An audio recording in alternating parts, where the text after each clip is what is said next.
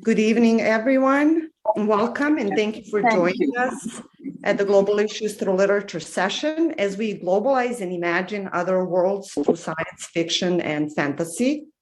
My name is Maya Konitzer and I'm with the Global Studies Center at the University of Pittsburgh. Tonight's session is co-sponsored by the Asian Studies Center, and many of them are here with us tonight, and we thank them for their support. This evening, we'll be discussing the work of Cindy Pon entitled Want. And with us tonight, we have two presenters. I will introduce our first presenter, Victoria Han, and later introduce our second presenter, Cathy Fratto. Victoria Hans earned 2 Bachelor of Arts from Western Kentucky University with majors in Chinese, Asian religions and cultures, Spanish, and religious studies. In 2019, Victoria studied Chinese language at National Taiwan University and interned at the Museum of World Religions in Taipei. She is currently a graduate student at the University of Pittsburgh pursuing an MA in Public and International Affairs with an Asian Studies certificate. And Victoria, I'd like to pass it on to you now. All right, great. Thank you so much. Let me share my screen. Okay. Is everyone able to see? Okay, wonderful. So hello, everyone. My name's Victoria. I am very, very excited to be able to talk a little bit with you all today about Taiwan's history, culture, and then also just some of my own personal experiences that I had back in Taiwan. And so I hope these are helpful in thinking about how to incorporate Want by Cindy Pon into educational curriculums and maybe just give you all some ideas of how it can be used. Okay, and so before I formally begin the presentation, I just wanted to draw attention to some of the images on the slides. So this is a map of Taiwan, and in case you're not too familiar with the geography, the capital Taipei is up in the north right here. And then some other cities of importance include Taichung, which is right here in near the center of Taiwan. And then also towards the south, you have Kaohsiung, which is also important as a port city. And so this is the Taiwanese flag. And then below here is Zhang Kai-Shek Memorial Hall. And so this is mentioned a few times in the book Want by Cindy Pon. And it's in memory of Zhang Kai-Shek. And then this particular picture I took while I was in Taiwan, and it might be a little bit small on your all screen, but there is actually a green inflatable tank in the right in front of the memorial hall. And so this was actually to commemorate or to remember the anniversary of the Tiananmen Square massacre that occurred in mainland China. So, and I'll talk a little bit more about the Zhang Kai-Shek Memorial Hall later, but it's commonly used as a place for pro-democracy. And so there can be some political messages that are said there. And so that's just an example of one. And so now I will talk a little bit about the history of Taiwan. And so to do so, we have to go back to mainland China. And so the last dynasty of China, which was the Qing dynasty, fell in 1911. And so there was one man whose name was Sun Yat-sen, and he created a new government in China called the Republic of China, otherwise known as the ROC. And he also created the political party known as the Kuomintang, which is also called the Nationalists in English. And so you fast forward a little bit, and then after Sun Yat-sen's death, Zhang Kai-Shek, which is this man right here, he becomes the leader in 1926. And so also going on during this time, the Chinese Communist Party was formed in 1921 and was backed by the Soviet Union. And then in 1927, Mao Zedong takes control of the party. And so it should also be noted that prior to the fall of the Qing dynasty, China had been subject to a lot of foreign interference. So you had countries like Japan that were trying to divide China up and take territory for itself. And actually, one such territory that Japan claimed was Taiwan. And so this foreign interference really was one of the hotly debated issues between the nationalists and then the communists in China. So the nationalists wanted to negotiate with foreigners and try to diplomatically engage them and convince them to leave China, whereas the Chinese Communist Party wanted to take a more aggressive stance and rid China of foreign interference and really have an independent China. Well, during this time that there is some civil war, there's civil conflict, there's fighting, Japan decides to invade China. And so Japan invades China in 1931. And Japan originally invades in the northeast in Manchuria, and then goes down to Shanghai, and eventually over to Nanjing, where the rape of Nanjing occurred, one of the biggest atrocities of World War II.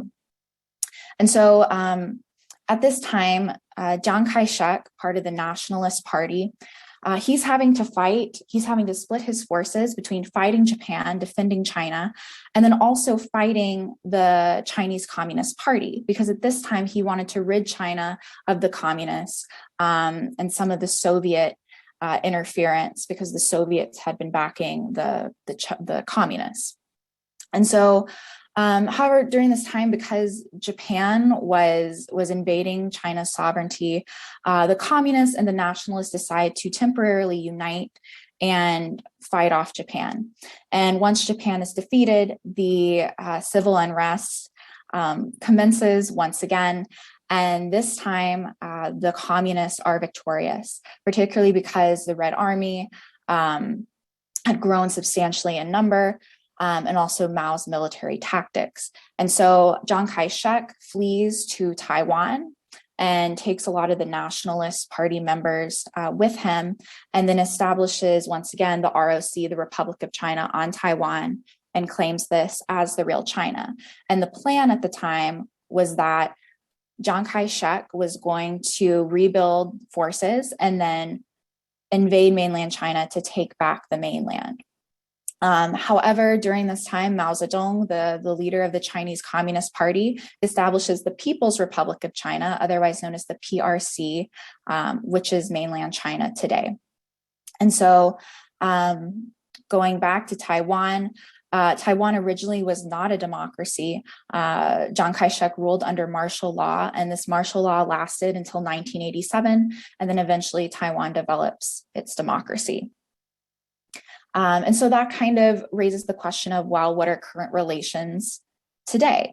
And so the status of Taiwan is actually quite a sensitive subject for both mainland Chinese and the Taiwanese.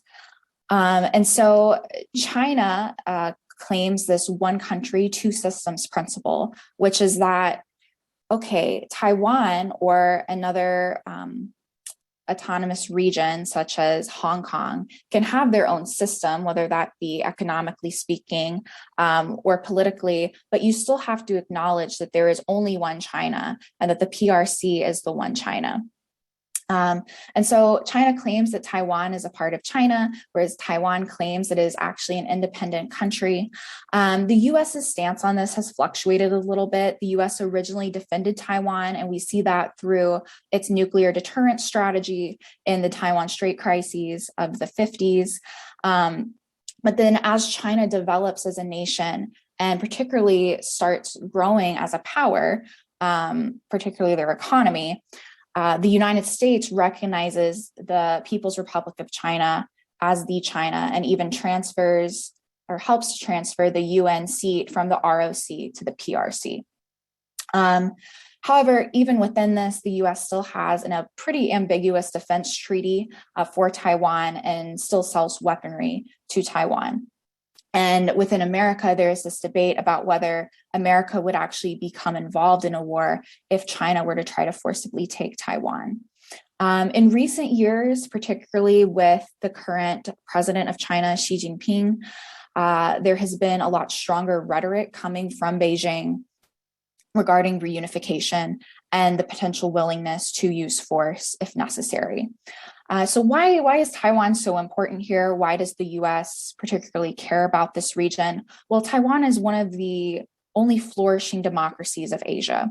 So there's this concept that if Taiwan were to fall and if China were to reclaim that, not only would a democratic stronghold be lost, but also China, who is a rival of the United States, would be able to expand its influence. And if it were able to do that with Taiwan, what's to stop it from doing so in Southeast Asia or beyond?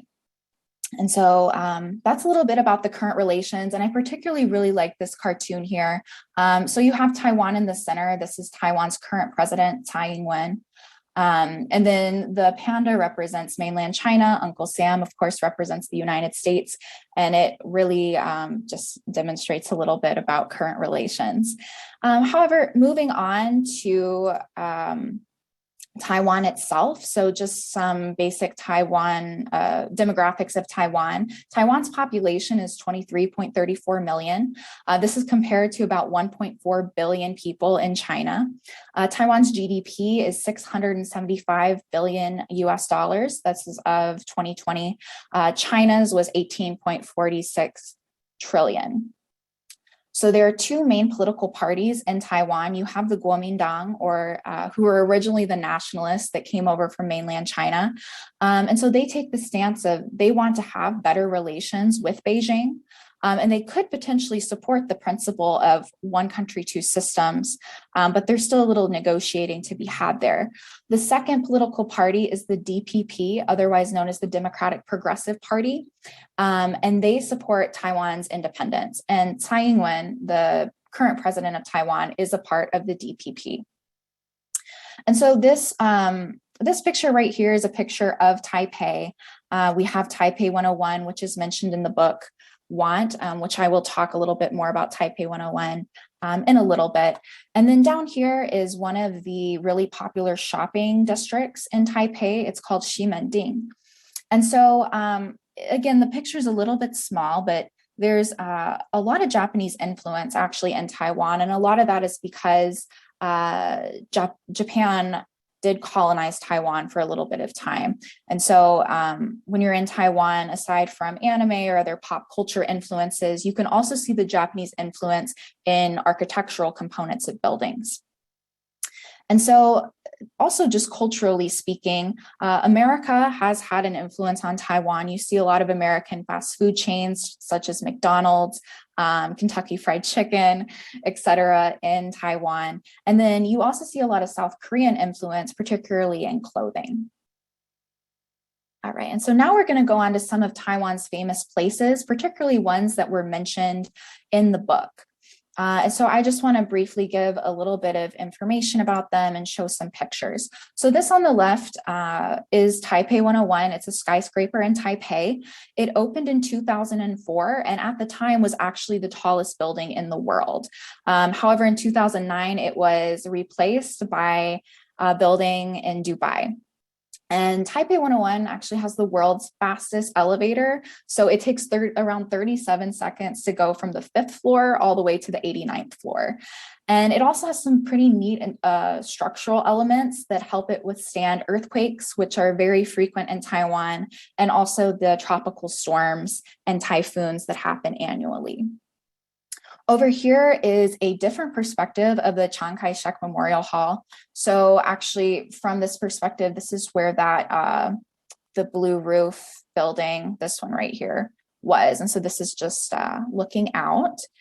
And so in Want, this is one of the places I believe Jean of Jean Corp was addressing a lot of the Yos from here. And so they were all standing over in this area. And so Chiang Kai-shek Memorial Hall is in memory of Chiang Kai-shek, who died in 1975. The hall originally opened in 1980, and it has become a place for mass gatherings in Taipei, and there's been many pro-democracy demonstrations.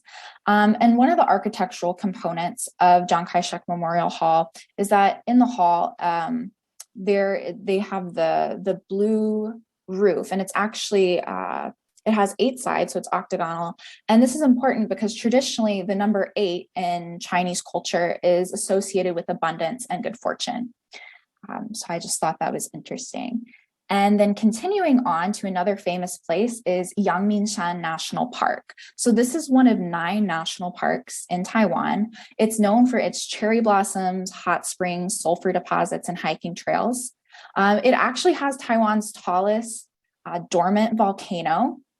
It's fairly low in elevation and has many ridges, valleys, lakes, waterfalls, and basins. It's just a really beautiful area. And this is where Jean takes Dayu when he first kidnaps her. Okay, and so as someone who really likes languages, there were some things that I picked up on as a speaker in Chinese that I just wanted to draw some attention to. And I really like how the author kind of put in these little connotations within these words. So the first one is Jean Corp, which of course is the corporation that makes the very expensive suits that a lot of the Yos buy in order to have better lives, especially with all the pollution that's in Taipei. And so Jean means gold in Chinese. And so right here is the character for Jean, and the numbers are just represent some of the tone marks. So in Chinese, there's 5 different tones. And so Jean Corp, like the gold corporation, so really expensive corporation. The second one is Dage. So Dage means big brother. And so in the book, Dage is Jean's right-hand man. So Jason and some of his friends throughout the book fear Dage because Dage is really powerful and he does a lot of Jean's bidding. And so he's kind of like the big brother. And the third one is Yos. So Yo in Chinese means to have. And then similarly, Mei in Chinese means without. So here it's the haves and the have-nots. And so not only does this relate to money, but also whether or not you can buy these suits determines what kind of life that you're able to live in such a polluted city. That in fact is a result from Jean Corp and a lot of the corruption that is going on in the society. All right, and then continuing on. So now I'm going to talk a little bit more about my personal experience. So the first time I went to Taiwan was in 2016, and then I returned again in 2019. And so this picture right here, this is of National Taiwan University's campus. It's a very big campus. There's lots of palm trees. The students are very lively, and a lot of them will ride bicycles around. And so I lived in Taipei for about 4 months. And like Maya said, I studied at National Taiwan University, which is here. And I also interned at the Museum of World Religions. And so right here is actually a picture of the metro, and this is in downtown Taipei. So Taiwan is a very modern city, and it has many of the same conveniences that are in America, and it really doesn't feel much different. And one place that is very popular in Taiwan are 7-Elevens. So almost on every corner, there's a 7-Eleven, and you can buy a variety of teas there, a variety of foods that are actually pretty good to eat. And it's just kind of a quintessential part of Taiwan. Additionally, up here, this is a picture of some exercise equipment that is in a public park. I believe it was Dan Park. And so in Taiwan, there's this emphasis on health and fitness. And so throughout Taipei and just throughout Taiwan in general, you'll find a lot of free exercising equipment that's outside. And so these are bikes, and they're pretty interactive because as you pedal, the harder you pedal, the more water will shoot up from across this little stream here. So it's a really fun way to exercise, and it entices you to exercise. And you'll see a lot of Taiwanese, especially in the early morning hours, exercising in parks, doing Tai Chi, different activities like that. And then another symbol that is kind of associated with Taiwan are mopeds. So while Taiwanese do have cars, mopeds are a more convenient method of transportation. And so this was for my first trip in Taiwan. I was with my host family and then one of the other girls in the program. We were roommates, and we took the mopeds to a night market simply because it was so much more convenient than driving a car. And so all over Taiwan, you have all these mopeds that whiz in and out of traffic. And it's really fun, and it's become kind of a symbol of Taiwanese culture. And so speaking of night markets, that is the next topic that I want to talk about. So in the book Want, one of the main places is Shirley Night Market. And I actually do not have a picture of Shirley Night Market, but instead I have a picture of Rauha Night Market, which is just another night market in Taipei. And so night markets were by far one of my favorite things to go to in Taiwan, whether just to grab cheap food or to people watch or to play some of the little games that they had there. It was a great way to experience the culture and really get a feel for Taiwan. And so in this picture, me and two of my classmates, we were holding fried milk on a stick. I'm not exactly sure how that works, but it was pretty good. And then another really popular food item in Taiwan is shaved ice. And so it's almost like a snow consistency. And it's very, very soft, and you can get it with a lot of different fruits. So this one right here is a mango shaved ice. It is absolutely delicious. You can get strawberry flavored ones with boiled peanuts, with taro, with different kinds of jellies, tapioca.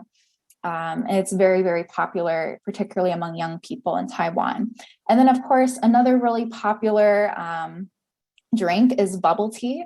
So bubble tea actually originated in Taiwan, and compared to the US, you can get it in Taiwan for fairly cheap. So one cup is about $1 compared to about $5 here. And it's quite a bit better than what we have in the US. And in Taiwan, you can customize the level of sweetness, you can customize the amount of ice, and they have a variety of different flavors. And so continuing on talking about food, which is a big part of Taiwanese culture, you also have Taiwanese street food. And so this to the left is one of my favorites. This is fried cuttlefish. It has a similar consistency to squid, but so you can get it on a stick, which is what's right here, or you can get it cut up in a little cup. And then this picture in the center is green tea ice cream. So you have a lot of green tea flavored food items in Taiwan that are very popular. And then another popular dish is called stinky tofu. And so the smell of this dish actually discourages a lot of people to try it. But there are some people who really like it once you get past the smell. And it's something that when foreigners go to Taiwan, it's a must try. Okay, and so that sums up the food section. And now I'm going to talk a little bit about Taiwanese religion. So when I first went to Taiwan, one of the things that struck me the most was the beauty of the temples and just how beautiful religion was practiced there. And that actually is what motivated me to continue studying Chinese. And so in Taiwan, you have a lot of Buddhists, you have Taoists, you have Christians, and then you also have more local folk religion. So for example, so this of course is Buddha, but then this temple is for Guan Yu. And so Guan Yu was a real character in the Three Kingdoms period. And so you have Guan Yu, Liu Bei, Cao Cao. And so you have these three people who were warlords during the time, and they have actually become gods. And so people will go and pray to them for different things. And then locally, you have gods like Mazu, who is a goddess of the sea. And so fishermen will pray to her for luck in fishing. But then other Taiwanese will pray to Mazu for just good luck, or just a variety of different things. And then there's also a god for students to pray to. So this is one interesting thing that I learned when I interned at the Museum of World Religions, is that if a student had an exam coming up, they would take their pencil that they were going to use on the exam up to the statue of the god and pray to it and ask for the god's blessing for good luck on the exam. I thought that was really neat. And then this last picture here actually occurred, it was in Taipei at the Songkran Water Festival. So it celebrated the New Year. And so they had, there were quite a few monks there. And so they would give you blessings by tapping the leaves on your head and on your shoulders. And then they would tie a little red string around your wrist. And I just thought it was very beautiful. All right, and so the last component of my presentation talks a little bit about the global theme of climate change. So climate change is a big component, obviously in today, and then also in our book. And so these pictures are, this is again, National Taiwan University, and then this is Yelio Geopark, which is in Taipei. And so Taiwan has had to confront a lot of environmental issues, particularly because Taiwan is densely populated. It's actually twice as densely populated as the United States, and its motor vehicle density is also a lot greater. But the Taiwanese have been really successful in reducing their pollution, such as implementing mandated factory closings, and also the relocation of swine production away from rivers to reduce the water pollution.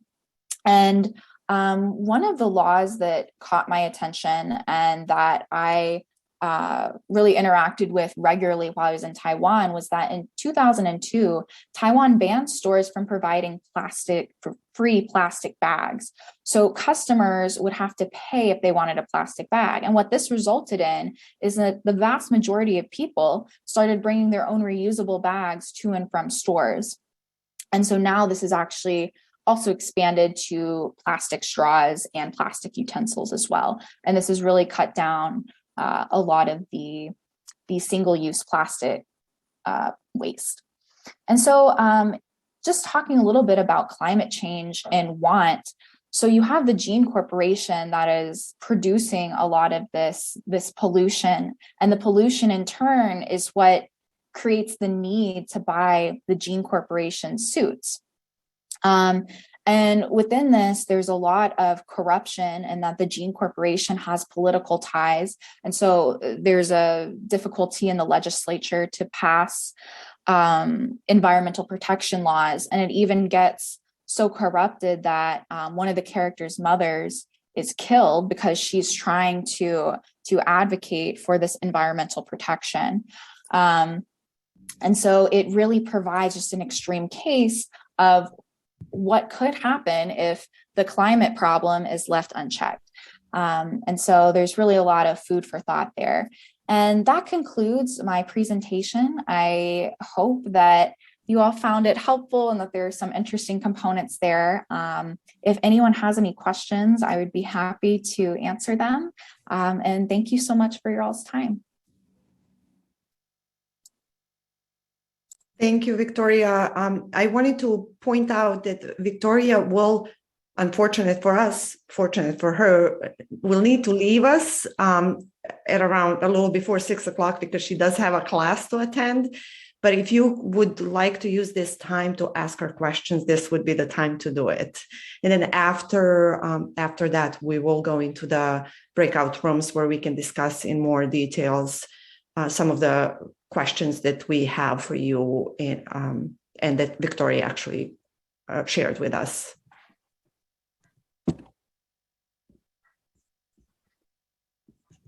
All right, so I see one question that popped into the chat.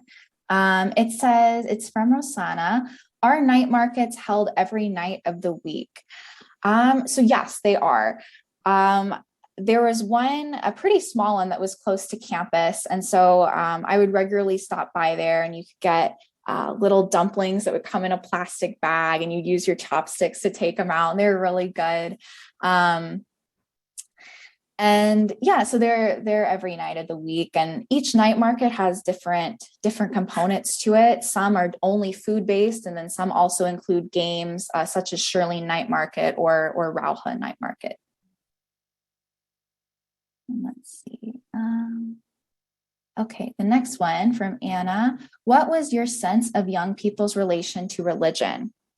That's a really good question. So when I would go to the temples, the majority of people that I would see would be the older generation going there to pray. Occasionally there would be young adults who were there with their parents.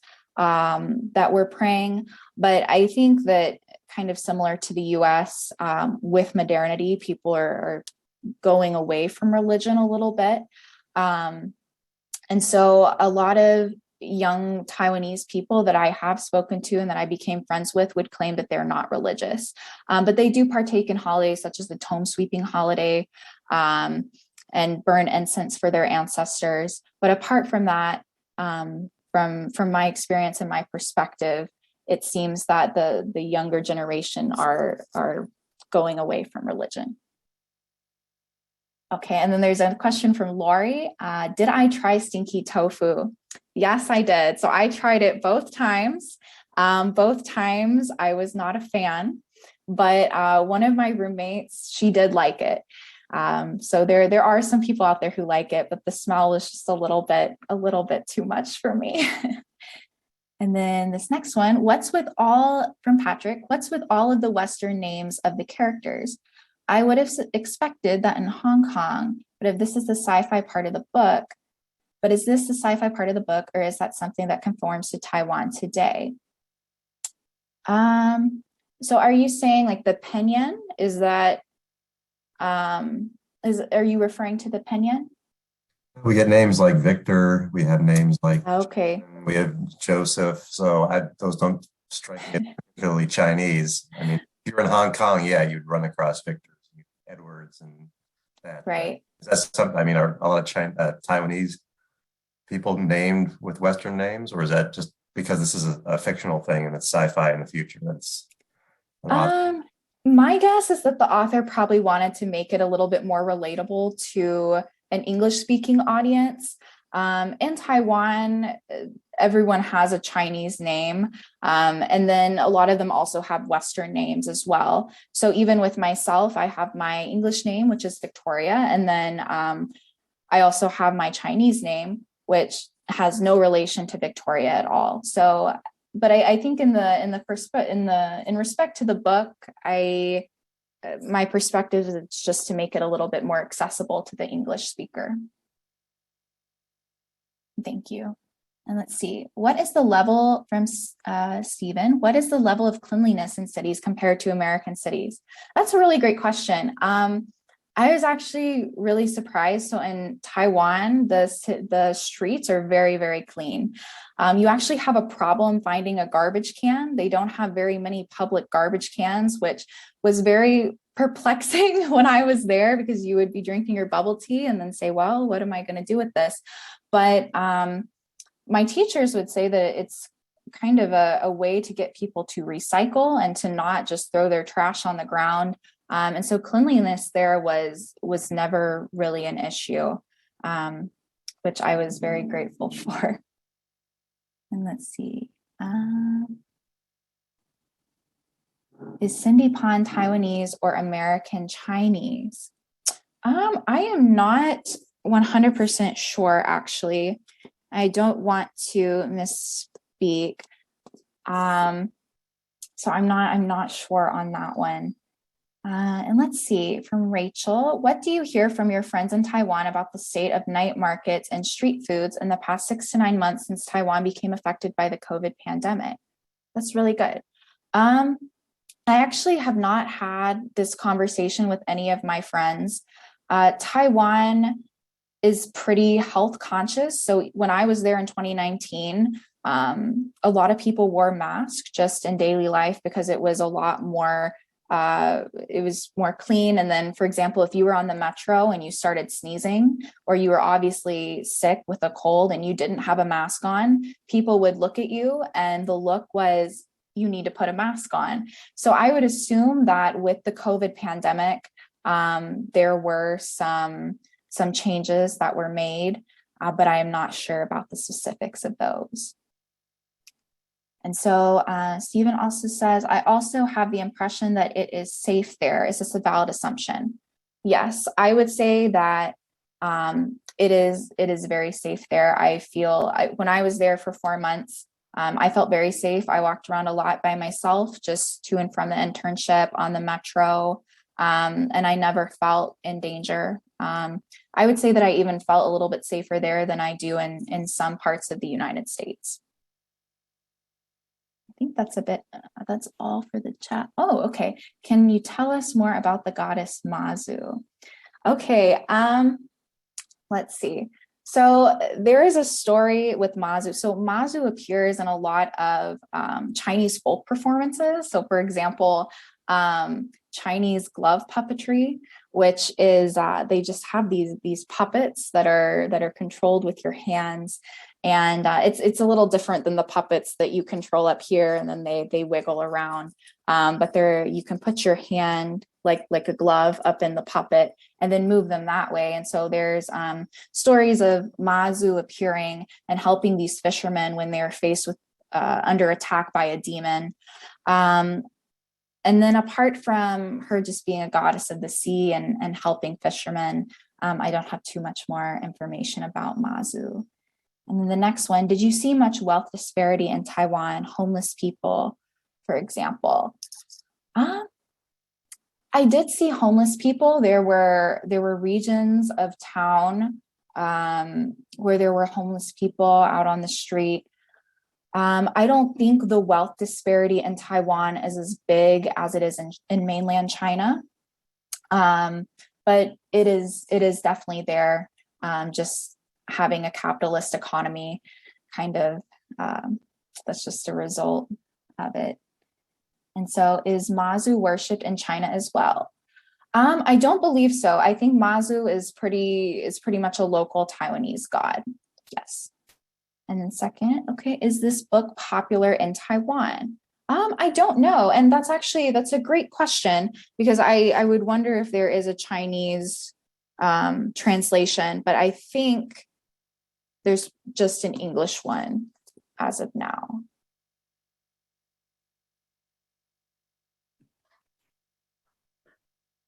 I have a question, Victoria. Could you tell us a little more about your internship experience?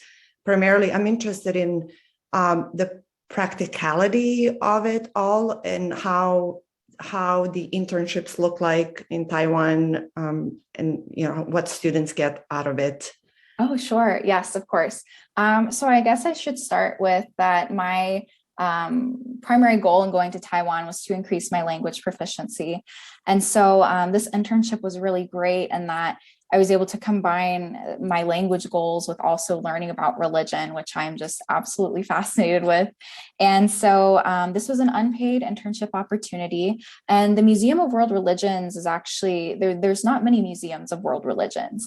And this one in Taipei is funded by a Buddhist organization, but they showcase many different religions. So you have your main religions such as Christianity, Judaism, Islam, Buddhism, Hinduism, but then you also have Shinto, Taiwanese folk religion, and some other Mayan and some other different ones as well. And so my duties at the internship, I would shadow some of the tour guides around. And so I'd learn a lot of how to speak about religion in Chinese, learn those key vocabulary words, etc.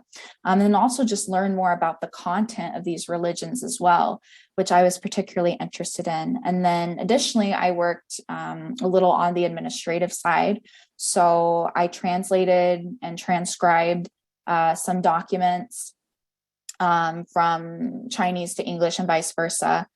And I also was just able to learn more about Taiwanese work culture and interact with my coworkers. And I found this was just really, really great and really, it really helped me a lot in learning how to communicate and also working around a language barrier, because the majority of my coworkers did not speak English. And at the time, my Chinese, it was workable, but there was still a lot of gaps in there.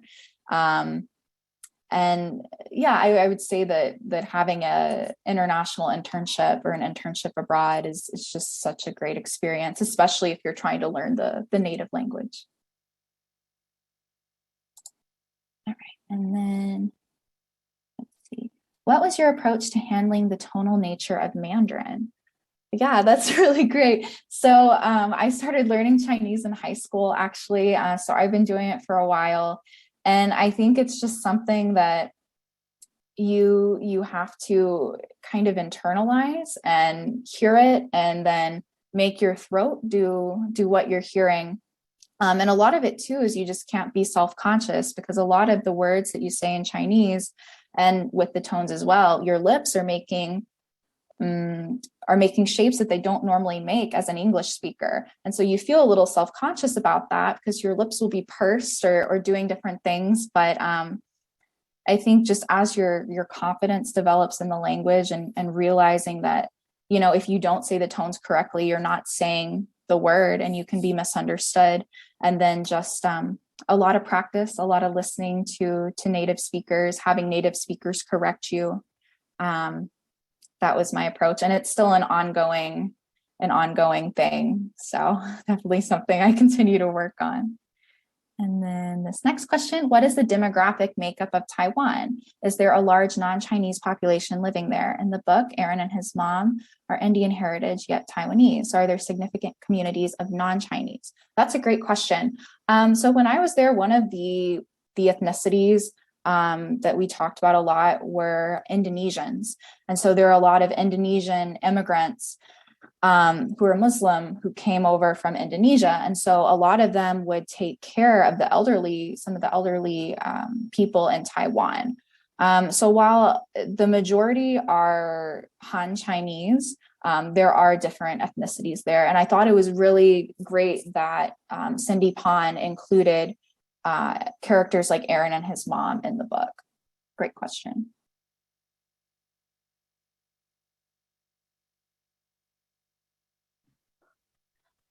I have a question about when you were talking about Taiwan and mentioned the influence of different countries on Taiwan. You mentioned Japan, and that Japan did occupy Taiwan. And what it reminded me of when you were continuing to present about it, you talked about, for example, the areas of the cities where people can exercise, which reminds me a lot about what Japanese citizens do, or city inhabitants do, and they spend a lot of time, worrying and paying attention to their health. So, for how long was Taiwan occupied by Japanese, and is there a lot of Japanese influence on their culture? Yeah, that's a great question. I'm not sure on the exact dates on the Japanese occupation. It was towards, I'd say about, I can't say for sure, but there is a lot of Japanese influence in Taiwan, whether that's with food, with the architecture. There's some buildings in Ximending that you'll walk by and you'll think, that really doesn't look like Chinese architecture. And it's not, it's definitely Japanese. And there's a lot of Japanese clothing stores.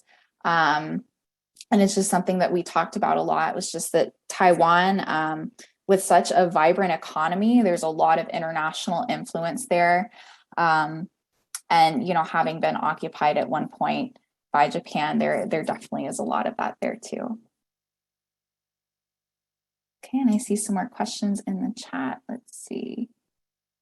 You mentioned several buildings in your presentation. Do you think Cindy Pon's use of architecture was symbolic or just included as place settings? I think for the most part as place settings, I do think that using the Kai-Shek Memorial Hall to serve as Jean's platform was just culturally relevant to what the Memorial Hall is used for in real life. So I think it's just to add legitimacy to the story, to the setting, and then just provide those places. Because even throughout reading the book, I would get really excited when I read, they're at Shirlene Night Market, and then it would bring me back to Shirlene, and I could kind of picture everything there. And same with Kai-Shek Memorial Hall. So I think for the most part as place settings. And then taking off shoes to go in homes. So yes, my host families were very adamant about this. When we got to their house, the shoes would come off immediately, and then they would have slides that you could wear just around the house. So like house shoes in a sense. And then even when I lived there in 2019 in an apartment, I had 2 Taiwanese roommates, and there were 4 Americans as well. So there's 6 of us. And there was still the expectation that shoes would come off and not track in the germs and the dirt and everything. Okay, and the next one was Taiwan part of China in ancient times? If not, do you know when they became the dominant ethnicity? That's a good question. I think China claimed Taiwan, but Taiwan was a majority indigenous population until Chiang Kai-Shek and the nationalists came over, and then you really had the Han influence there. Okay, and then Taiwan was a Japanese colony from 1895 to 1945. Okay, great, thank you so much. And then did I also learn to speak some Taiwanese in addition to Mandarin? So I did not. So Taiwanese and Mandarin are completely different. As a Mandarin speaker, if I hear Taiwanese, I cannot understand any of it. So Taiwanese has about 9 tones, whereas Mandarin has 5, and it sounds pretty different. My current Chinese teacher, she's Taiwanese, and she speaks Taiwanese with another woman in our class, and everyone is just completely lost when they start speaking, but it's a very pretty language. Okay, let's see. I've heard there's a surf culture down south. Do you know about this? Surf culture, as in, I don't know anything about this. No, I assume you mean surfing, as in the ocean, or am I completely missing that? Sorry, yeah, I meant like, yeah, surfing in the ocean. Okay, no, I don't know anything about that. Sorry. Okay, let's see here. The book mentioned a lot of body modification. I know that in Korea, plastic surgery has become a big part of culture, especially the concept of double eyelid modification. Is this popular in Taiwan? Yeah, great question. So I am not into the beauty scene whatsoever. So I haven't heard a lot of it. I don't think that it is as emphasized as in Korea, because even in Taiwan, I never heard much of it. I think there's an emphasis on skincare. But as far as plastic surgery is concerned, I'm not super familiar with. Okay, and are Taiwanese and Mandarin part of the same language family? Are they as different as French and Spanish, or even more so? That's a good question. I am not 100% certain. So again, I don't want to say. I assume they are in the same language family, but I don't know. I think they'd be probably about the same as the difference between French and Spanish.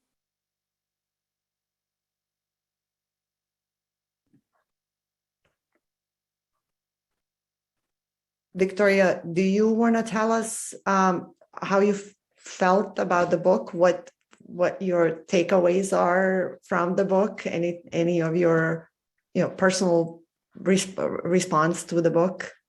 Sure. Oops. Sorry, I think I was going to mute myself, but I muted you. That's all right. Generally speaking, I really liked the book. I loved when it mentioned famous places in Taiwan because it instantly brought me back. With climate change, I thought it was super relevant just because of Taiwan's emphasis on environmental protection laws and just trying to do well with the environment. And the corruption, I thought was really interesting, especially because we see today in China that Xi Jinping, he's leading this anti-corruption campaign. So I thought it was really interesting that Cindy Pon tied that into the story, there. I'm very interested to see what happens, with Jean Core and particularly with Dayu and Jason. And yeah, I thought it was a great book, and I think that it definitely entices a lot of discussion.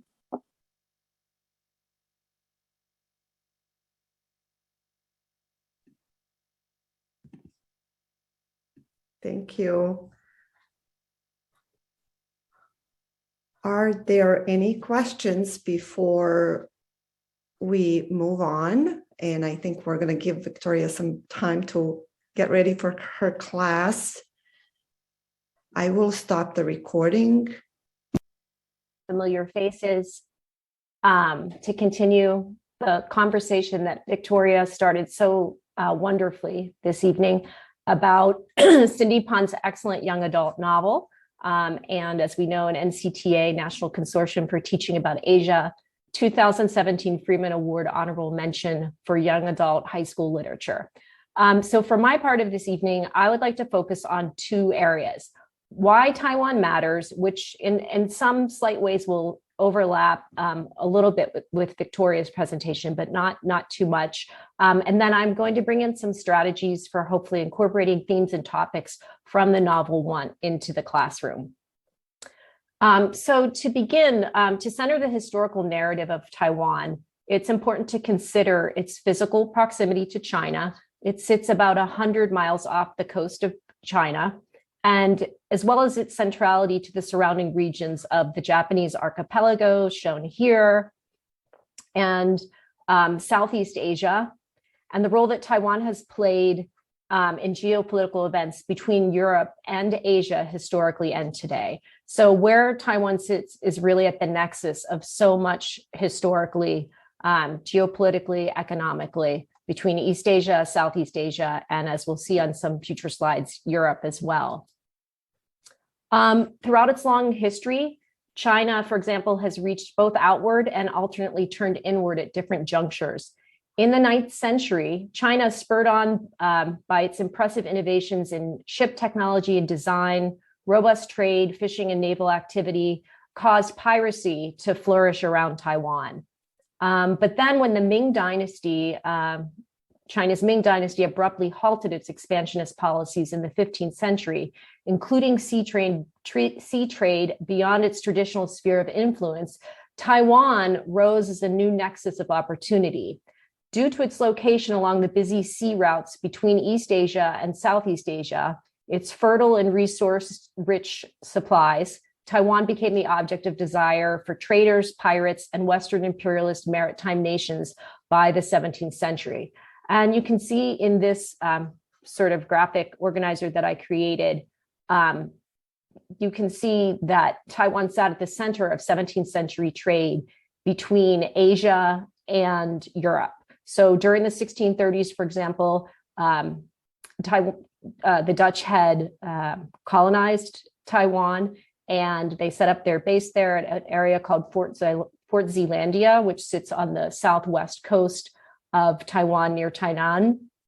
And 80% of Dutch trade to Japan was comprised of silk. The Dutch bought their raw silks from China, packaged and branded them in Taiwan, and then shipped them to Japan and sold them there for silver.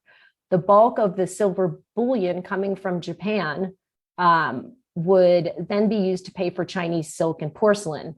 The Dutch then stored the porcelain at their warehouses near Fort Zeelandia, and possessing monopoly over the porcelain market in Europe, waited for a good price before then selling it there.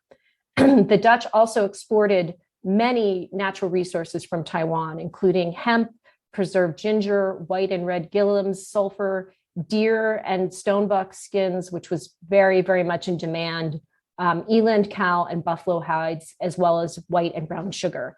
So you can see here that Taiwan, again, really sits at the center between Asia and Europe in 17th century trade.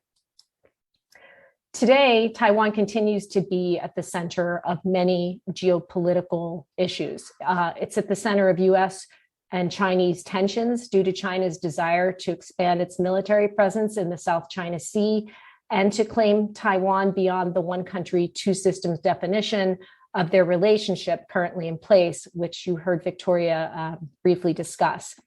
And the US pours billions of dollars into Taiwan annually for its military defenses. And there is much support in Washington to defend Taiwan as one of the US's staunchest democratic allies in Asia, dating back to post-World War II US foreign policy. You can see in this slide here just the South China Sea, where China is building up many, many military defenses on artificial islands and increasing their presence for trade and military defense purposes. And here, another political cartoon that really kind of captures, the imagination, with Taiwan being a boat adrift in a sea of China. So you sense the enormity of China and Taiwan's place in that. Taiwan also matters because of its layers of migration and diaspora. In his book, Forbidden Nation, A History of Taiwan, the author Jonathan Manthorpe argues that, quote, modern Taiwanese are a hybrid, distinct people who have evolved from many heritages and who should not be considered Chinese in the way people from Shanghai or Beijing are. With 16 official indigenous groups recognized by Taiwan today, and with waves of immigration from mainland China and colonization by outside powers, both European and Asian, Taiwan is a diverse and multi-ethnic society. And I think there was a question in the chat about where, the makeup of Taiwan. And this image will hopefully give some background on migration to Taiwan. Just to give you a picture of these layers, dating back to 3000 BCE, it is recorded that Austronesian speaking peoples migrated to Taiwan from the islands of the Philippines and Indonesia, and possibly other areas of Southeast Asia. So this would be the bulk of the indigenous peoples who've lived in Taiwan for obviously millennia. There were also believed to be early inhabitants from northern China, the Guizhou people, who migrated to Taiwan as early as 770 CE after skirmishes with Han tribes near the present-day city of Zhengzhou, China. And then starting roughly in the 17th century, waves of Han Chinese, the Hakka and Hoklo, migrated from the Guangdong and Fujian provinces to Taiwan. These areas here on the southern coast of Taiwan, they often fled from persecution and impoverishment in mainland China.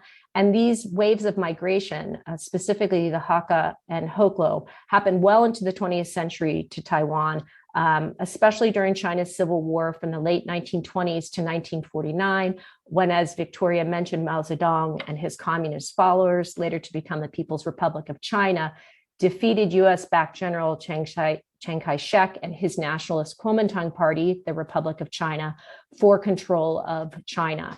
And then Chiang and his Kuomintang followers fled to Taiwan to regroup and form plans for a return to China to defeat the communists, which obviously never happened. At that time, Taiwan was popularly known as Formosa. So a lot of this information on the waves of migration to Taiwan came from Manthorpe's book, Forbidden Nation, if you're interested in learning more about that issue. Taiwan also matters because of its economic power. In the 1970s, the Taiwanese government formed the Industrial Technology Research Institute, ITRI, spurring on private sector development of new industrial technology and techniques that led to the rapid economic growth of Taiwan, both industrial and technology-based, known as the Taiwan Miracle. This phenomenon has placed Taiwan in the forefront of the 21st century global economy. Examples of this bold innovation and growth are, as Victoria mentioned, the skyscraper Taipei 101. Taipei 101 is 101 stories tall, and today, even though it's technically not the tallest skyscraper in the world, it is the tallest green structure in the world, and where Jason Zhou lives on the 68th floor when impersonating a yo boy to infiltrate the Gene Corporation. And I believe the Gene Corporation also owns many of the floors of Taipei 101 in the novel. Also growing out of ITRI's semiconductor research, Taiwan has become one of the world's leading producers of integrated circuits used in devices like smartphones, tablets, laptop computers, and cars. Additionally, giant manufacturing bicycle company grew out of ITI, and its use of carbon fiber materials in their high-end bicycle manufacturing really set them apart. Peloton bikes, while they are an American company, are manufactured in Taiwan. And also we saw beautiful photos from Victoria's time in Taiwan, and she mentioned bubble or boba tea, which is a milk-infused tea with tapioca or fruit jelly balls that you sip through a wide straw. This was also, as she mentioned, invented in Taiwan in the 1980s, and it has become increasingly popular in the US. You can see several bubble tea shops in the Pittsburgh neighborhoods of Squirrel Hill and Oakland, and they're very popular.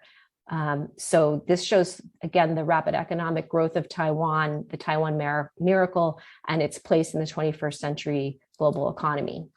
So moving on to the novel Want, about Cindy Pon. She was born in Taipei, Taiwan. I think that was one of the questions in the chat as well. And her family immigrated to the Los Angeles area in 1980. She received degrees from UC San Diego and Newark University, and she's an accomplished Chinese brush artist.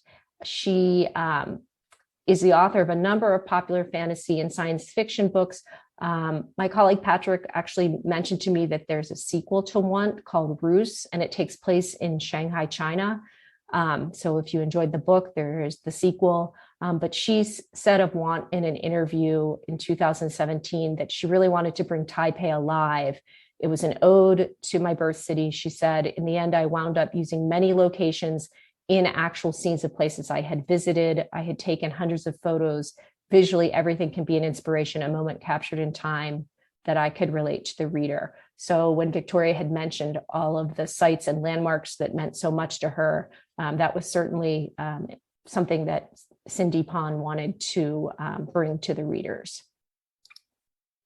The novel Want, written in 2017, is set in, quote, an alternate near and, quote, dystopian futuristic Taipei, Taiwan. You can see Taipei up here on the northern coast. A bustling, dense metropolis where pollution, disease, and extreme income inequality are pervasive. The novel opens with a scene of the Shirlan night market, which is shown here in this image in Taipei. And Pon sets the scene, quote, 11 o'clock on a balmy June evening, and the Shirlan night market in Taipei was spilling over with May shoppers looking for a way to cool themselves. Stores lined both sides of the narrow street, and music blared in Mandarin, Taiwanese, and English. The road was closed to traffic, overtaken by vendors with carts selling noodles and oyster omelets, cold juices, and shakes. Others spread their merchandise on the ground over blankets, hawking cheap toys and knickknacks. So you really get a sense of what a vibrant outdoor marketplace this area is, and how dynamic and active in general society's nightlife is in the novel. So now moving on to some ideas for strategies to incorporate themes and topics from Want into the classroom. Victoria did touch on climate change, and I think that's obviously a very, very accessible topic for the classroom. So I do have a few ideas for that to discuss on a slide and in the discussion questions. Income inequality in Taiwan, as well as an opportunity for classroom discussion, and then the idea of what kind of future do we want, which will go into some of the futuristic aspects of the novel. So for climate change in Taiwan as a potential topic in your classroom, according to a Washington Post article from this past November, Taiwan's per capita carbon dioxide emissions are more than twice the global average and higher than China's, the largest emitter. That really surprised me to read that, but we know that it's a very densely populated society. So that makes sense. But because Taiwan is not part of the United Nations, China took its spot in 1971 and then blocked it from entry. Taiwan cannot take part in events such as the COP26 UN climate talks held this past October. Last April, Taiwan's President Tsai Ing-wen pledged to achieve carbon neutrality by 2050. Taiwan is particularly vulnerable to climate change, a point that was driven home during energy and water shortages this year. And summers in Taiwan have become a month longer and winters a month shorter, according to the Taiwan Adaptation Platform, which analyzed data between 1957 and 2006. So some ideas for the classroom are to consider having the students find and discuss 5 to 7 of the most significant examples of the effects of climate change in the novel. How, if at all, does this add to the science fiction fantasy aspect of Want? Have students read about Taiwan's preparations to meet net zero carbon mission goals by 2050, which is linked here. Discuss Taiwan's status regarding UN membership. incorporating the topic of climate change in Taiwan in the classroom, have students research the UN 17 SDGs, the Sustainable Development Goals shown here on the slide and linked here, and ask them to come up with a list of what goals they think present the greatest challenges and hope for achieving the goals in the next 10 to 20 years and why, and how does the US compare to Taiwan and other large carbon dioxide emitters in terms of current emissions and goals for reducing emissions.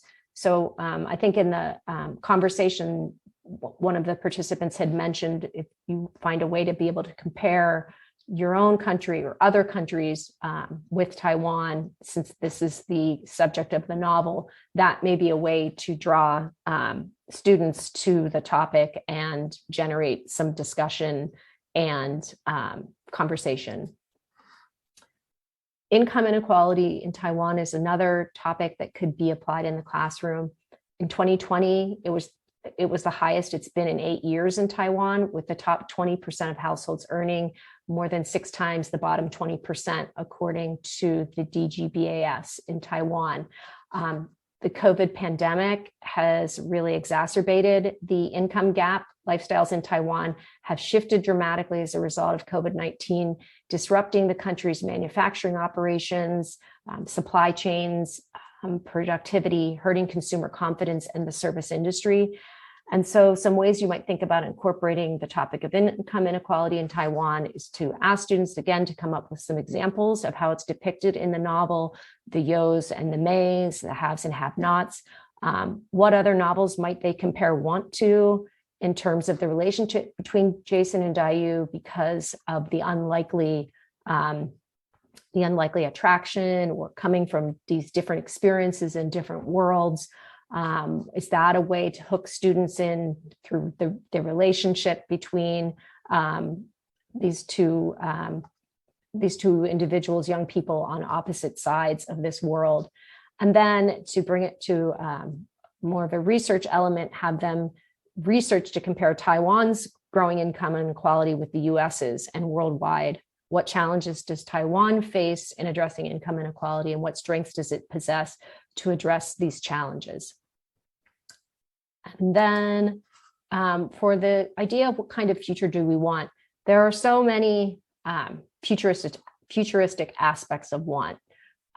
So in considering this alternate near future that is the setting of the novel, you could have students consider some of these phenomena listed here. Are some of these futuristic phenomena already here in our world now? Do any of them have any positive applications or attributes, or are they all negative?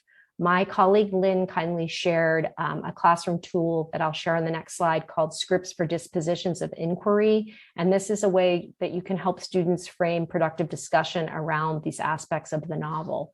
So just to quickly go through them, and I saw on the Jam board that a lot of people had excellent quotes that came out of some of these phenomena.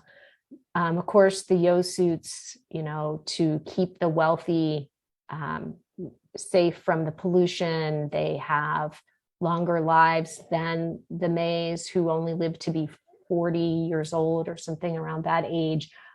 This is the real moniker of the class disparity, the yo suits. Somebody had mentioned the physique surgeons, or the surgical alterations. I have a quote about the yos took it to the next level, surgically altering their physique, adding horns and tails, scaling their skin, be it mermaid or dragon. They were same-day walk-in alterations at the physique surgeons. The changes cast off in a week or two, replaced by some other trend. Flying cars, voice and thought activated devices, which seem to be more and more a very real innovation. Disease outbreaks, the decon pods for the yos, an oval structure shaped like a giant egg housed in a lab where they could decontaminate themselves from exposure to the virus. Very, very interesting was the sim sickness, which I saw the quote on the Jam board, but I'll read it here as well.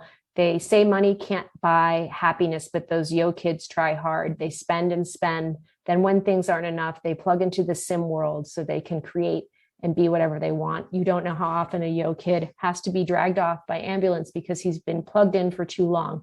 A few have actually died. We certainly know that video game addiction is a real issue, and the gaming culture is also part of the 21st century. And so being online, our lives in the pandemic have brought us more and more in front of a screen. So that is a phenomenon. Memory wipes, which Jason performed on Dayu when he kidnapped her, and then the brainwave scans, which allowed them passage in the inner chambers of the Gene Corporation labs. They are required to enter the highest security areas. So this scripts for disposition comes from Jean Donham, and these are just ways that you can encourage productive and structured discussion. Examples of scripts that can be used for discussion to promote, quote, patterns of behavior for inquiring minds. So students are encouraged to be open-minded if they're discussing topics that have different perspectives or different sides that you can look at. Yes, but on the other hand, why might someone disagree? Curious, you might start a conversation with I wonder. Strategic, get your facts in order. What are my thoughts? What are my questions? And skeptical means, the idea that you are analyzing information in a way that you're being critically discerning. So says who, or how can I be sure? So these aren't even all the scripts for dispositions of inquiry, but they are some that may be applicable to some of the topics in the novel that you would bring into the classroom for discussion. And then here I just offered some quotes, even though there were so many fantastic ones on the Jamboards. If you wanted to generate some conversation around the topics of climate change, income inequality, and the future. And I think that the climate change ones that I picked were from the beginning of the novel, where Jason says he lived in an abandoned laboratory that used to belong to the Young Minshan University, an experimental home run on sustainable energy, back when some thought we could still salvage our planet by, quote, going green. We might have if enough people had cared, but they hadn't. And then on page 18, the sky used to be blue. This is what my research on the undernet told me. Some sites even displaying actual photographs from another time. I didn't know anyone who had ever seen a blue sky. And I just thought that was so sad and kind of chilling to read, to think about the possibility that there would be this dystopian future where nobody could remember what a blue sky looked like. So those are some quotes on climate change. Income inequality. They chatted, probably pulling up info on their ComSys, assessing weight, height, and genetic makeup, even as they exchanged first names. That is what it meant to be Yo, to be genetically cultivated as a perfect human specimen before birth, vaccinated and fortified, calibrated and optimized, to have an endless database of information instantly retrievable within a second of thinking the query and displayed in a helmet. So again, this thought command, to have the best air, food, and water, ensuring the longest possible lifespans as the world went to rot around them. Me, I'm like the other 95% of the maize in this country without. We want and are left wanting. I'd be lucky if I lived to 40. So I think there's where the novel gets its title. And then leftover food and drinks were discarded everywhere around us. What could feed entire hungry May families, food better than anything they'd ever tasted, thrown into the trash. So the waste that you see, that is, the wealthy can afford to discard the food. And then I think I mentioned these two quotes on the other slide. So the discussion questions we have on the Jamboard, and these are just the resources that I used that are linked to some of the curriculum content on the slides, and I will share this with everybody through the Global Studies Center, a PDF of the slideshow if you want to have access to that. And I think that concludes my presentation, and I'm happy to answer any questions or further discussion about anything.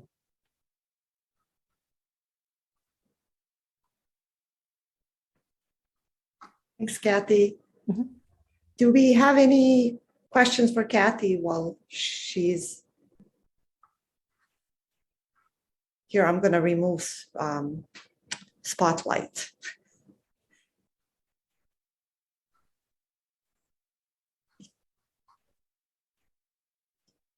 I know it's a lot to take in, and I think there have already been so many great insights and questions. So I just want to point out that David wrote that there are great suggestions that you were sharing, and he said, I think making these text to self text world connections really opens things up. mhm. And then we also had Katie posting the great K through 12 lesson plans to teach Oh, about great. UN Sustainable Development Goals. Yeah, And thank so I mentioned that I will make sure that we pull all of these resources that were mentioned here in the chat, and then include it in our email, where we can include your presentation as well, PDF of your presentation. Great. Happy to. Rosanna is asking a question. Yeah, I unfortunately don't know about any government programs to help the poor in Taiwan. I will say, though, that Taiwan has universal health care and an extremely strong safety net for its citizens. So while we know that, according to the statistics, when I did the research on income inequality, sadly, it is increasing. There are many aspects to Taiwan's government-sponsored public health programs, their universal health care that provides this safety net for their citizens. So I think that they have a lot in place, even though it's still sadly an issue.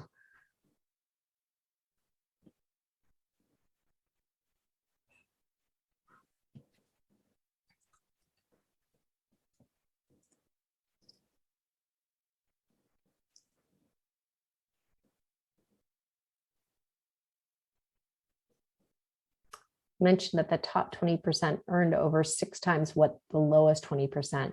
That is almost nothing compared to what the disparity is in the US. Thank you for that information. And I think that's something that would be helpful for students to be able to research and, have a conversation about comparing systems. Although Taiwan can't, Jane asks, although Taiwan can't take part in UN climate systems, do they have any autonomy in implementing climate policies? How much power does China have over policy in Taiwan? So go ahead, Maya, were you going to say something? No, I was just curious about the Yeah, so actually Taiwan, so Jane, I think in the links that I have on that slide on climate change, Taiwan actually had, during that COP26 meeting in October, they had their own parallel climate meetings in like the same physical location, but just in a separate space. And they had parallel meetings, and they were trying to pass their own objectives and their own goals. So they have autonomy in implementing their own climate policies. Taiwan is a democracy. They are sovereign, and again, this way that Victoria described, the one country, two systems, right? So China does not have day-to-day control over their government, over their policies. It's all a political dance. It's a very delicate balance. And so that's the best way that I could describe it. But that's a good question, Jane. Let's see.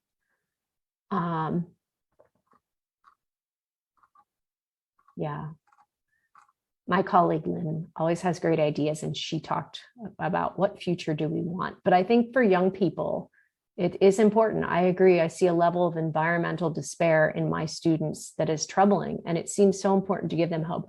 I 100% agree, Anna, and I really appreciate that comment. It's just been a deluge for everyone. It's just been so hard for youth today to digest and process this, just like one thing after another, and the dire challenges So I do think we have to say you have the power, you have it within your grasp to make these changes, even if our generation and the generations before us have not been able to move things along the way we should have, you know.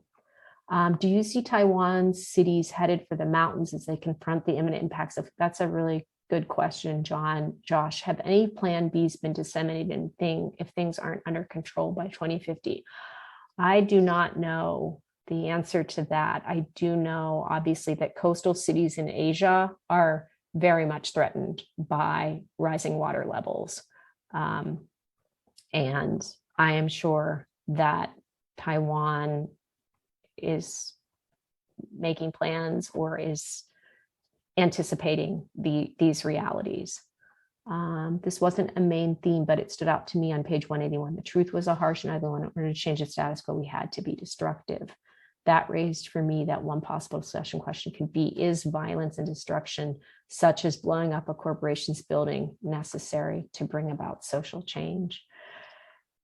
Yeah, that's like an important ethical question. It really gets at the root of so much of morality. And I think that would be a very thorny, but very, very substantive question. So thank you for that. Patrick, how might you bring up the class struggle aspects of this book with students? Yeah, Patrick kind of follows up with Chris Anderson and his question, especially when it verges on terrorism, eco-terrorism. Yeah, I mean, I think that you think of like movies like Divergence that have like this similar theme where they're living in this post-apocalyptic or dystopian world, and they have to take, in their view, extreme measures to rectify the wrongs that have been done by those who had power before them. But it's just like, again, this question of, you know, is this just? And I think that you could bring in a lot of really interesting examples to debate that. It was purely an economic attack. They took extreme measures to make sure they did not hurt people physically, right? When they blew up the Gene Corporation. Yeah, I was curious too to ask people, did the book end the way that you thought that it was going to end? I don't know if that's too big of a question for our chat. No, Rosanna. Did you think it was going to have a happy ending, or did you think it was, it mentions how many people would be, but it even mentions how many people would be negatively economically impacted. Do you mean, Chris, the blowing up of the building by it? Yeah, that's what I mean. Even though they went really out of their way, and I'm just being provocative, I'm just playing devil's advocate here, because I mean, obviously they had a pretty noble cause, and you know, and they were trying to affect positive change. But all the people that worked there are now out unemployed. It talked about how the area had been kind of run down. But when the corporation went in, businesses where people had lunch and shopping. So the area where the headquarters had an economic revival because it was close to the headquarters. I see. So you now have all these people out of work in a society which they have shown very easily does not have a safety net for you know, those that are low income, and all those businesses that are going to go down. So you know, I think that's one way to point out to kids, because it's almost accepted within the novel. Well, of course this is a good thing to blow up this business, and it's okay if these folks are, because it's not the Yos that are going to be really hurt. It's the Mays that were, you know, the average people, the middle class people that are surrounding, that are going to be economically harmed. And they even kind of mention that in the book and then dismiss it as, oh, well, but, you know, it'll help in the long run. Yeah, like to help students understand that everything is connected, and there are unintended consequences, right? Causes and effects. And I think that's a good point that you bring up. Rosanna didn't see Dayu being on Jason's side. Yeah, because she said she knew it was him. The memory wipe apparently didn't work, right? And she knew, like, when she went to his apartment, was it when she went rock climbing in his apartment the first time, that was him? And she still, did all the things, like let him get access to the building, knew exactly what he was doing. So yeah, that was something you learned at the end. And Renee said, I think one way to address the idea of class struggle and terrorism is have the students brainstorm and create a definition of a terrorist and a hero. That's a good idea. They are opposite sides of the same coin. You could then pair it with nonfiction text of a historic individual looked at through various lenses. It might even be helpful if you could sanitize the text. Yeah, that's really interesting. Yeah, that would really cause them to see that there's a lot of different ways to view those two sides of the same coin, as you said, terrorist and hero. She heard the tape and recognized his voice. That's right, because they actually recorded him when he kidnapped her. Do you think that Cindy Pon complicates the main character's plan when Jason starts to understand Dayu? He has trouble justifying possible harm to her when he gets to know her personally. Yeah, that's a good point, Jane. It's hard to hate your enemy when you can no longer stereotype them or generalize them, right? Which I think is an important lesson. We push away the things that we fear or we don't understand. And so that really does take it to a different development in the plot. And then Stephen said, how many people were adversely affected by the civil rights movement? Was it worth it? Most definitely. Yeah. Good point, Stephen. Josh, I was recently in another talk where the speaker mentioned the point that when we speak of impact and or progress, it is almost always human-centric. We talk about the building blowing up, we might look at it from non-human perspective as we measure the impact. Right, like the natural world, the environment. That's a good point, Josh. Patrick, how might we frame this book in terms of another recent dystopian fiction? Oh, so true, Patrick. I thought of the Hunger Games a lot when I read this. The Divergent series, which have young people fighting against an unjust and unfair society. What does that say about our own society and what it means to be a young person who feels a sense of helplessness? Yeah. I'm curious to ask any literature teachers here if you've had your students read other, like any of these popular novels. Have they been options for them in summer reading or any kind of what kind of experiences have you had with dystopian fiction with your students?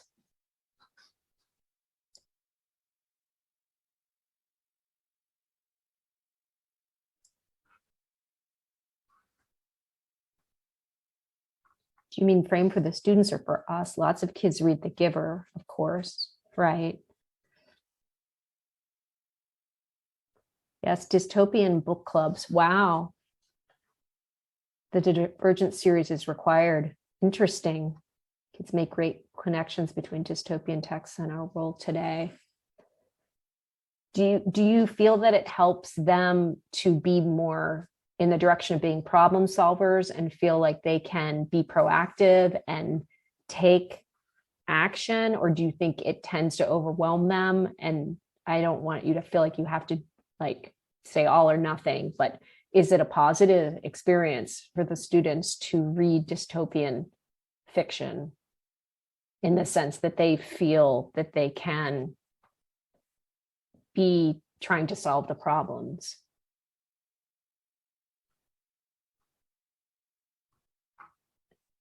Cover all the Roman connections in the Hunger Games, Heather. Yeah. Heather, you are a very, very gifted Latin teacher.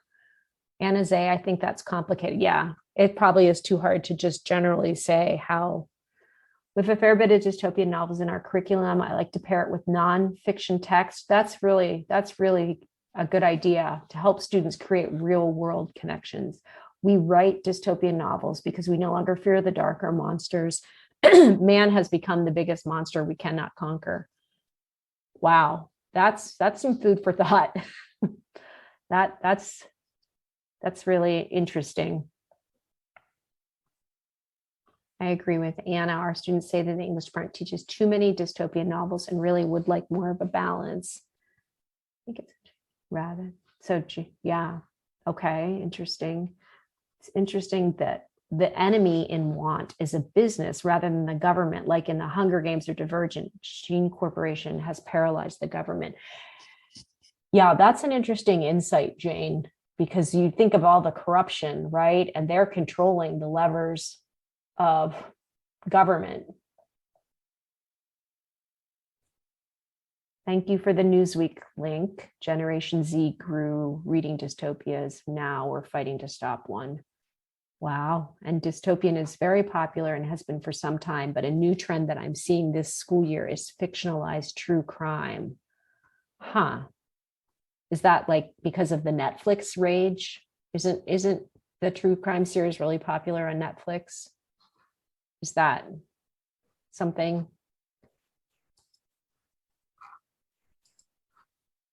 Marsha is giving us an idea for what our next should be for the global issues through literature. But a new trend. Yeah.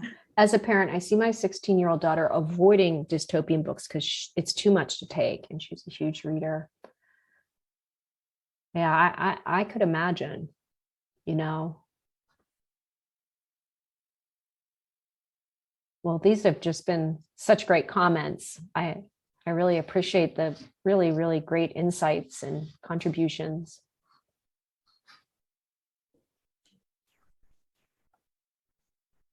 Thank you all for all the comments. Thank you, Cathy, again.